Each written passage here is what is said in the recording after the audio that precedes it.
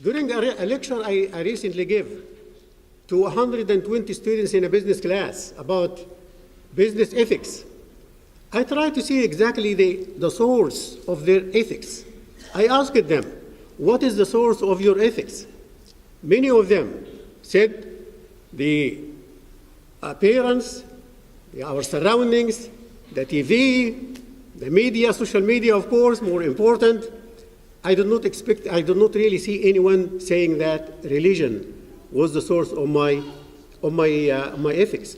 After I asked them the question, then only 4 hands will stand up saying that our source really of ethics were our religion. My conclusion is, unfortunately, the religion does not have too much impact on the development of our ethics, the result of which is what?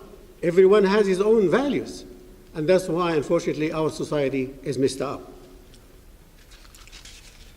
The moral fiber of our children is as important as the physical and mental fiber if we want them to be Islamically fit.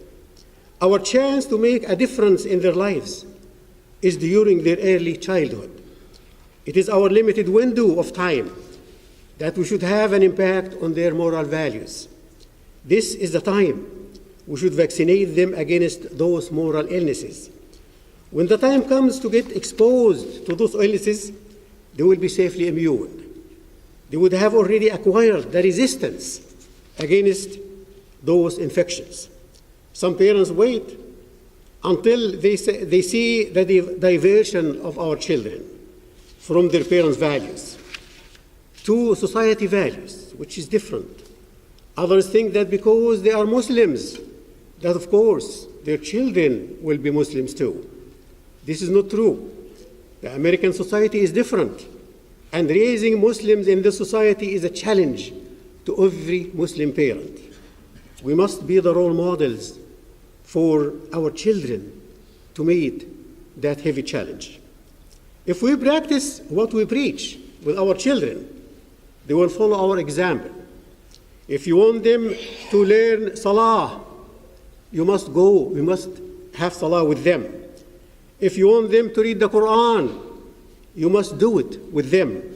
If you want them to go to the mosque, you must go to the mosque yourself and take them with you. I remember Imam Kashif, who is taking this week vacation, he brings his son Abdullah, 2 years and a half, with him. Sometimes for the Isha prayer, sometimes during the daily prayers. And it's amazing. Once we start praying and say Allahu Akbar, he starts with us, imitate us, Allahu Akbar. And then, of course, stand in lines, sometimes bow, sometimes prostrate, sometimes goes away. And then I asked his father, did you teach him to say Allahu Akbar and do this? He said, no. I just bring him and he observes us, and that's it. And this is the importance if you would like your children raised in a masjid environment. You have to take the first step and bring your children with you. They need our help, our children. They need our attention. They need the adequate time for parents to guide them, to nurture them, and more important, to win their trust and the comfort feeling to communicate with their parents. If you miss the chance of guiding your children at the right age, then it would be a bit too late once they are exposed to the disease without immune.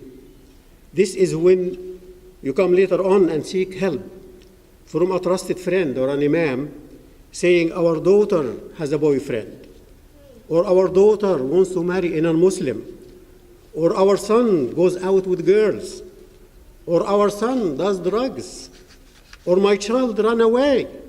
The damage is already done, my friends. This is a fact. This, in fact, is a sign of short-sightedness. You do not prepare the soldier for the battle during the battle. The soldier should be prepared before the battle. When the disease is caught, you are not looking for immunity. You must be looking for treatment. So it is immunity against moral disease that we should cultivate in our children. When they are exposed to infection, they would already have the immunity. Then, when your son is offered a cigarette, He would say no. When they say, come on, you are not a child, you are a man, he would have the courage to say no. We do not do this. We are Muslims. When a Muslim teenager is invited to sex or drugs or similar society ills, he would have the courage to say, I am a Muslim. I do not do this. Then I would not be on the defensive. Instead, he would be on the offensive because he offers a role model in moral value to our society. He offers an example of what is pure, decent, and ethical. He would be a living example of what Allah described the Muslim believers in the Quran, وَلْتَكُمْ مِنْكُمْ أُمَّةٌ يَدْعُونَ إِلَى الْخَيْرِ وَيَأْمُرُونَ بِالْمَعْرُوفِ وَيَنْهَوْنَ عَنِ الْمُنْكَرِ وَأُولَٰئِكَ هُمُ الْمُفْلِحُونَ. And from among you, let there be a nation inviting to what is good, enjoining what is right, and forbidding what is wrong. And those are the successful.